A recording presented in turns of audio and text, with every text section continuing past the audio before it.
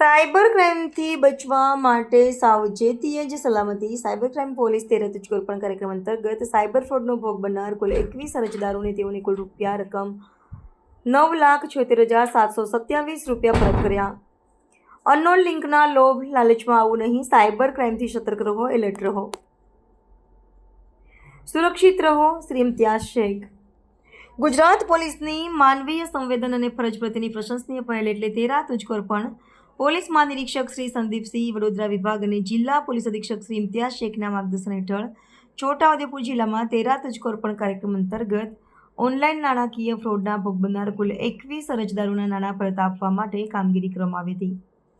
તેરા તુજકોર્પણ અંતર્ગત સાંસદ શ્રી જશુભાઈ રાઠવાના વરદ હસ્તે કુલ 21 અરજદારોને કુલ ₹9,76,727 કોર્ટ હુકમ આપવામાં આવ્યા હતા.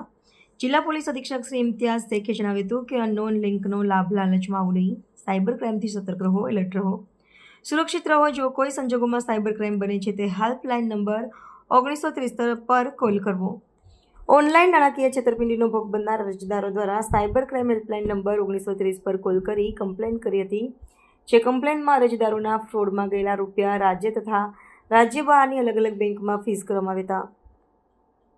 આ રૂપિયા અરજદારોના ખાતામાં પરત મેળવવા માટે cyber crime police station police inspector Shri VM Kamaliya, police sub inspector Shri RS. Damor, ASI Shri Rajeshbhai Janabhai, Bhuva પોડો ભાગવતીબેન બબાભાઈ, આપાડો ધર્મેન્દ્રસિંહ રજુસિંહ તથા assistant police constable Kiritkumar Ishwarlal દ્વારા સફળ કાયદાકીય કાર્યવાહી કરવામાં આવી હતી. રિપોર્ટર રાકેશ તડવી, મસવાડી. છોટાઉદેપુર જિલ્લાના માનનીય સાંસદ શ્રી જશુભાઈ રાઠવાની હાજરીમાં એક તેરા તુજકો કાર્યક્રમ આયોજિત કરવામાં આવ્યો, જેમાં સાયબર ક્રાઇમના ભોગ બનેલા અલગ અલગ 21 લોકોના ₹9,76,000 જેટલા જે નામદાર કોર્ટ દ્વારા ફ્રીઝ કરવામાં આવ્યા હતા તે તેઓને એમના હુકમ પરત કરવામાં આવ્યા. આજ દિવસ સુધી જિલ્લામાં કુલ ₹40,71,000 આ મુજબ અલગ અલગ સાયબર ક્રાઇમનો ભોગ બનેલા અરજદારોને પાછા આપવામાં આવી ચૂક્યા છે. આ મુદ્દા ઉપર મારું આપ સૌ લોકોને ફક્ત એક જ વાત કહેવાનું આજે ઈચ્છા છે કે સાયબર ક્રાઇમ હવે એની ચરમસીમા ઉપર છે. એક ઓટીપીવાળી જે વસ્તુ હતી એના બદલે હવે ઓટીપી વગર લોકો તમને અનનોન લિંક મોકલે છે. તમે ખાલી લિંક પર ક્લિક કરો તો તમારો સંપૂર્ણ ફોન હેક થઈ જાય છે.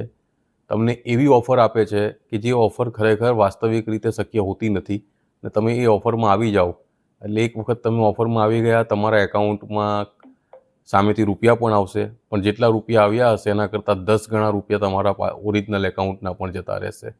એટલે મારી આપ સૌને વિનંતી છે કે આવા કોઈ પણ પ્રકારના લોભ લાલચમાં આવો નહીં. સાયબર ક્રાઇમથી એકદમ સતર્ક રહો, એલર્ટ રહો, સુરક્ષિત રહો. અને જો કોઈ સંજોગોમાં તમારી સાથે સાયબર ક્રાઇમ બની પણ ગયું તો 1930 ઉપર કોઈ પણ પ્રકારના સંકોચ વગર જાણ કરો. હા, છેલ્લી એક વાત કે ડિજિટલ એરેસ્ટ જેવી કોઈ કાયદામાં સિસ્ટમ નથી. તમને ફોન ઉપરથી કોઈ પણ વ્યક્તિ એરેસ્ટ કરી શકતું નથી. ફોન ઉપર કોઈ પણ કોર્ટ તમને તમારી સીધી કોઈ પણ પ્રકારની ભૂલ વગર કોઈ કાર્યવાહી કરી શકતી નથી. એટલે આવા ડિજિટલ એરેસ્ટવાળી બાબતના પણ કોઈ ફોન આવે તો પણ 1930 ઉપર તાત્કાલિક જાણ કરો. આ તબક્કે હું માનનીય સાંસદ શ્રી જે અમારા આ કાર્યક્રમમાં પધાર્યા છે એમનો હું આભાર માનું છું. મારી સમગ્ર ટીમ, પીઆઈ કામડિયા અને અમારા સ્ટાફના પીએસઆઈ ડામોર સહિત અમારી સાયબર ક્રાઇમ સ્ટાફના મારા તમામ પોલીસ કે જેઓ આ કાર્ય માટે હંમેશા સતત કટિબદ્ધ રહે છે તેમનો આભાર માનું છું. સાથે સાથે ભારત સરકાર કે જેણે આવું સરસ પોર્ટલ ઊભું કર્યું છે અને ગુજરાત સરકાર કે જે ભારત સરકારની ગાઈડન્સ પ્રમાણે આખી આ હેલ્પલાઇન ચલાવી રહી છે ને જેના કારણે આ પ્રજાના આ રીતે લૂંટાતા રૂપિયા પ્રજાને પાછા મળી રહ્યા છે, તો તેનો પણ આભાર માનું છું. જય હિન્દ.